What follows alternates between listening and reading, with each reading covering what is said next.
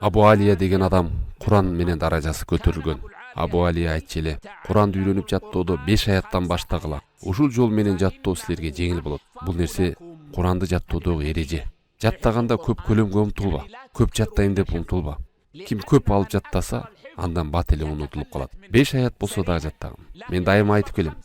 Аз-аздан алып баштагын. Аз-аздан алып жаттагын. Өзүңө бекитип ал. Жок дегенде бир күндө 1 эле аят жаттайм деп. Күнүнө 1 эле аят. Бирок сөзсүз жатташым керек деп убада бер. Эгер жаттап калсаң ошону күн бою кайталагын. Эгер үйлөнүп калсаң 1 аят кадат бол. 2 аят жаттоо койт. Дагы кадат болуп калса 2 аят, 3 аят койт. Дагы кадат болсо 4 аят койт. 5 аят койт. Мына ошентип уланта бер. Арабыздан көп адамдар айлы күнгө чейин Куранды толук жаттай элек. Себеби алар каалаган жок.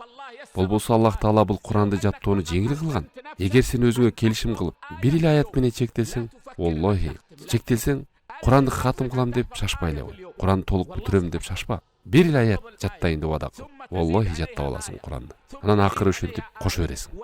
Айрымдар баштап ана жаттайм дейт. Ошол үчүн мен жаттай албай атам деп жүрүшөт.